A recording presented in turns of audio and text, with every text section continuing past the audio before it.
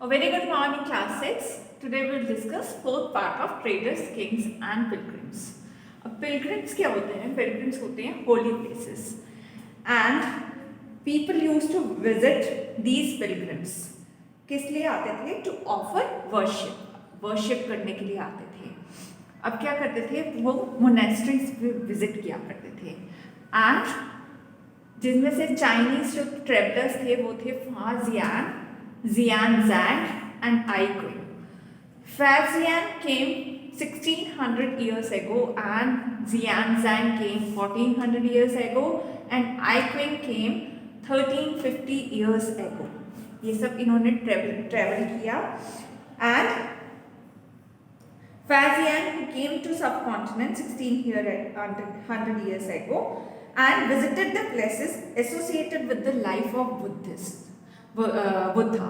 जितने भी प्लेसेस बुद्धा से रिलेटेड थे उन्होंने विजिट किए and each of this Pilgrim left an account of his journey. और उन्होंने अपने अकाउंट्स लिखे कि उन्होंने क्या विजिट किया, कैसे किया और क्या उन्होंने वहाँ से लर्निंग की, वो सब उन्होंने लिखा. And he carried the books with him, और उन्होंने वो बुक्स अपने साथ रखी. Xuanzang who took the land route back to China, और वो वहाँ से क्या ले गए? Xuanzang जब चाइना जा रहे थे तो जो मोनेस्ट्रीज उन्होंने विजिट की थी वहाँ से वो ले गए statues of Buddha made of gold and silver and sandalwood. Buddha के जो स्टैचूज थे गोल्ड और सिल्वर से बने हुए वो अपने साथ लेके गए और सैंडलवुड के जो बने हुए थे. और 600 मैन्युस्क्रिप्ट्स वो हॉर्स बैक पे लेके गए, 20 हॉर्सेस पे. And he lost some of the almost 50 manuscripts उनकी रास्ते में खो गई. तो वो जो रास्ता होता था वो बहुत ज़्यादा डिफिकल्ट होता था. कैसे वो ट्रेवल करते थे, क्या उनको डिफिकल्टीज आती थी रास्ते में, वो सारे अपने अकाउंट्स में लिखते थे वो वापस चाइना जाके.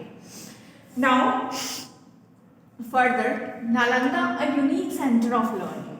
नालंदा बिहार में एक प्लेस है जिसको कहा गया है unique centre of Buddhist learning, Buddha के बारे में जहाँ सारी आपको पढ़ाया जाता है.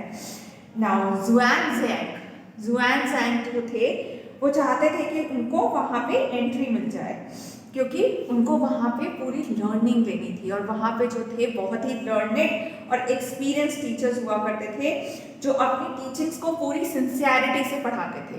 तो जुआनजैंग नालंदा में एडमिशन लेना चाहते थे. और जब कोई भी वहाँ पे एडमिशन लेना चाहता था तो उसका जो गेट कीपर था नालंदा का वो ही इतने डिफिकल्ट 7 to 8 क्वेश्चन पूछता था और तभी उसको एंट्री मिलती थी जब वो क्वेश्चन के आंसर दे पाता था जो भी वहाँ एंटर करता था. So Xuanzang was one of them who wanted to enter Nalanda. Now after that the beginning of bhakti started. अब भक्ति में क्या था? People used to worship deities, Shiva, Vishnu, Durga etc. जो डिफरेंट हमारे deities हैं, हमारे gods हैं, उनको लोग worship किया करते थे. Whether they belong to high caste or low caste, they followed the path of bhakti.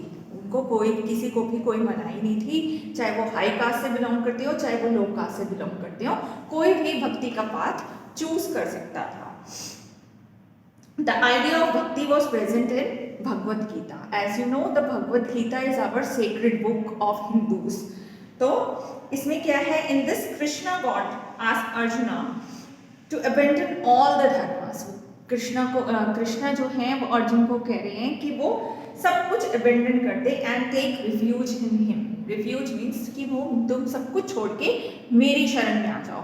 ये भगवद गीता का जो एसेंस है कृष्णा जी ने जो बताया है अर्जुन को वो ये है कि टेक रिफ्यूज इन मी, कि तुम सब कुछ छोड़ के मेरी शरण में आ जाओ तो तुम्हें सब कुछ मिल जाएगा. Now bhakti meant to divide और to share and it was between deity and devotee. भगवान और भक्त के बीच में जो रिलेशन था वो सारा इसमें एक्सप्रेस किया गया है कि भगवान और भक्त में क्या रिलेशन होता है. After this moment, there was a rise of Christianity. Christianity का जन्म हुआ 2000 years ago in West Asia. As you know, the Lord Jesus को हम क्या करते हैं? हम पूछते हैं Christianity में, and his birth was taken place in a place called Bethlehem. Bethlehem में उनका जन्म हुआ था और उनकी मदर जो थी वो मैरी थी, and he was known as savior of the world. उनको savior of the world के रूप में जाना जाता था. And in his teachings he taught that blessed are those who hunger and thirst for righteousness. Means वो लोग blessed हैं, वो लोग भगवान की उनके ऊपर स्पेशल कृपा है जो कि अपने जो चाह है वो किसके लिए रखते हैं, सही राह चलने पे. राइटियसनेस मीन्स सही रास्ते पे, सही पथ पे चलने के लिए जो रहते हैं. Blessed are the people who are pure in heart, जिनका हार्ट जो है प्योर है वो लोग ब्लेस्ड माने जाते हैं. In his teachings he taught that blessed are the people for they can see God, जिनके हार्ट जो है अंदर से प्योर है, जिसमें कोई भी कमी नहीं है, वो भगवान को प्राप्त होते हैं.